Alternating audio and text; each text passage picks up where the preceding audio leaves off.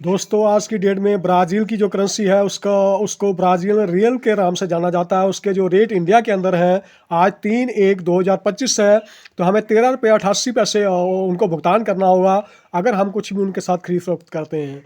दोस्तों किसी भी देश की करेंसी का जो रेट है वो अमेरिकन डॉलर के अगेंस्ट सेट होता है और महंगाई का बढ़ने का और उतरने का ग्राफ जो है वो कितनी स्ट्रांग है उस देश की करेंसी उससे निर्धारित होता है। ब्राज़ील और इंडिया जो है वो दोनों ही डेवलप नेशन नहीं है, जो है वो डेवलप होने में विकसित देश बनने की कोशिश कर रहे हैं।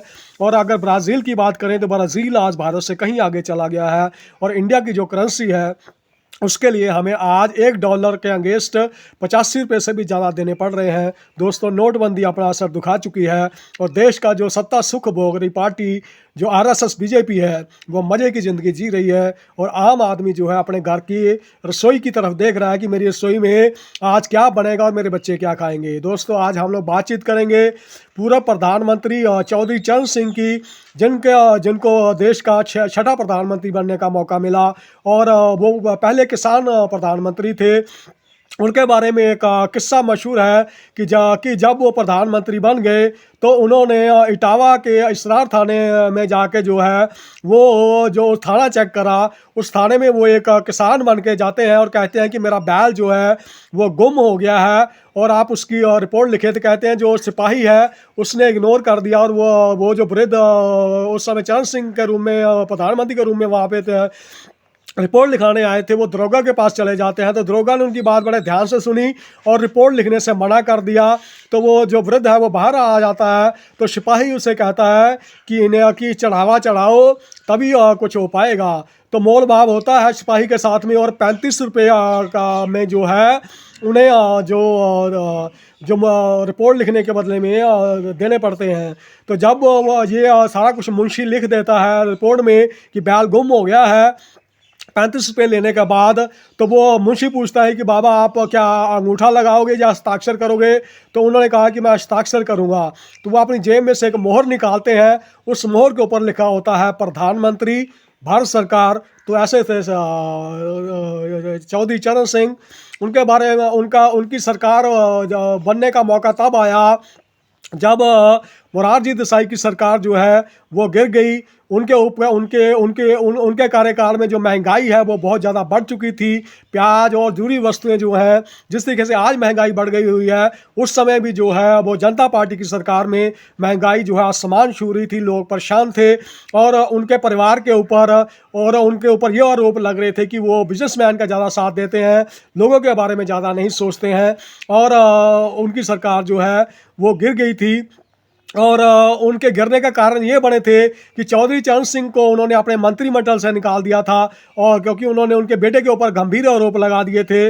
और इस वजह से जो है 23 दिसंबर 1978 को जो रैली हुई, किसान रैली, उन्होंने अपनी ताकत दिखाई उस रैली में जो सरदार प्रकाश सिंह बादल और बीजू पटनायक है उड़ीसा से, वो कर्पूरी ठाकुर आए बिहार से, और चौधरी कुंभाराम आर्या और भी बहुत सारे नेता उसमें शामिल हुए, देवीलाल भी उनमें शामिल थे। सभी लोग शामिल हुए। जब मोरारजी देसाई ने देखा कि इतनी बड़ी किसान रैली जो है वो कर दी गई है चौधरी चरण सिंह ने, तो उनको अपनी सरकार टूटने का खतरा हो गया और उनको ये पता लग गया कि भाई अब मेरी सरकार जो है ज़्यादा दिन के मेहमान नहीं है।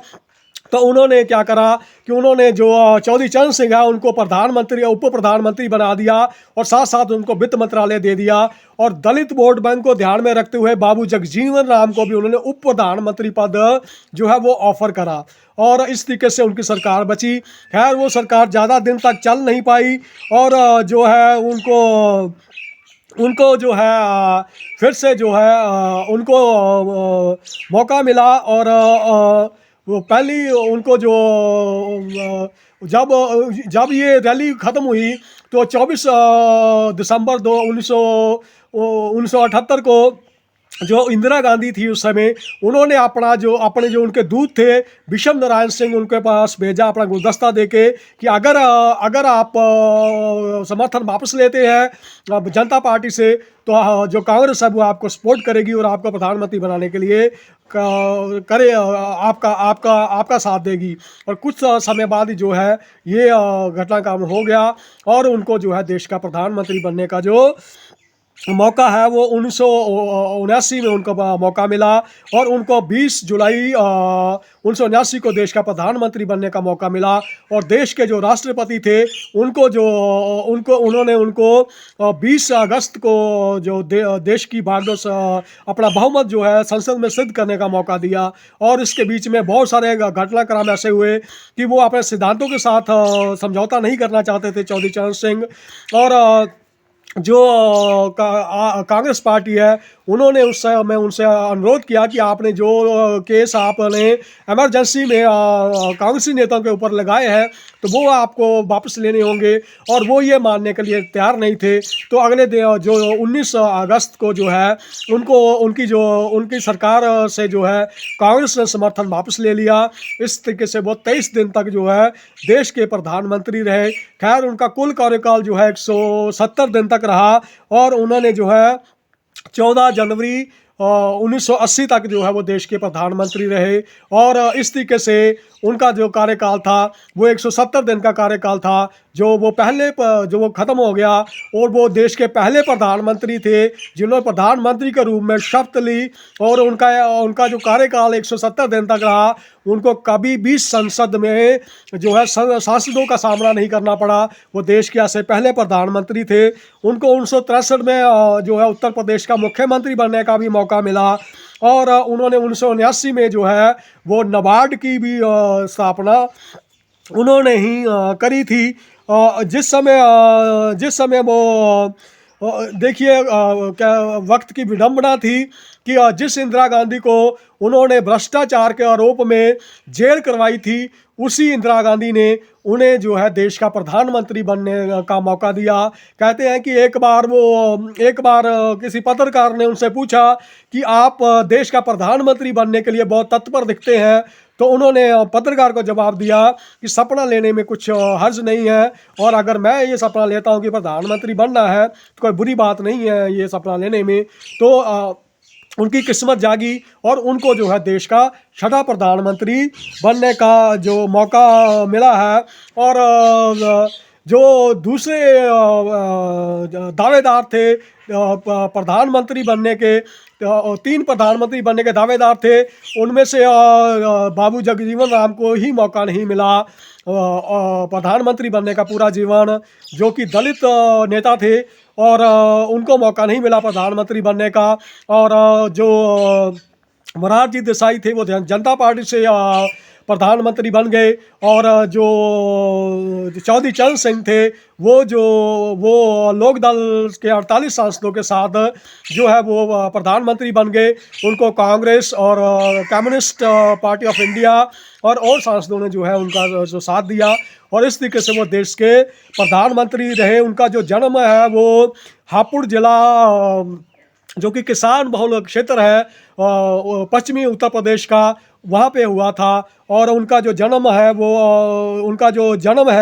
उनका जन्म जो है वो 23/12/1902 को हुआ था। और उनका जो आखिरी टाइम था वो 19 मई 1987 को जो है वो उन्होंने अपने प्राण त्यागे। और उस समय का जो राजनीतिक परिदृश्य था, उसके बाद जो है देश उस के बाद जो अगला इलेक्शन हो गया था, एक मैगजीन हिम्मत मैगजीन ने जिस समय उनकी सरकार बनी थी तो उन्होंने पहले कह दिया था कि ये सरकार चलने वाली नहीं है, और जो कांग्रेस पार्टी है वो मध्य अवधि चुनाव चाहेगी। और मध्य अवधि चुनाव हुए और उसमें कांग्रेस की विजय हुई, और कांग्रेस की जो है वो इंदिरा गांधी के रूप में जो है अगला प्रधानमंत्री मिला। और जो देश का किसान नेता चौधरी चरण सिंह वो अपनी जीवन यात्रा पूर्ण करके जो है 1987 को 19 मई को इस जहां से चला गया। और जो है वह राजनीति जो है चलती रही। उथल पुथल जो राजनीति में वो 1975 के में जब इमरजेंसी लगी थी वो शुरू हुए, उसके बाद ये उथल पुथल कभी ख़त्म नहीं हुए। और ये उथल पुथल ज़िंदगी में आगे भी चलते रहेंगे। और ये उथल पुथल ज़िंदगी का हिस्सा है, ये राजनीति है। राजनीति में कोई किसी का सगा नहीं है और कोई किसी का दुश्मन नहीं है, और ये राजनीति चलती रहती है। आने वाले समय में कौन प्रधानमंत्री बन जाए, कौन वित्त मंत्री बन जाए, कौन उप प्रधानमंत्री बन जाए, कोई नहीं जानता है। आपका दोस्त दिग्दर्शन।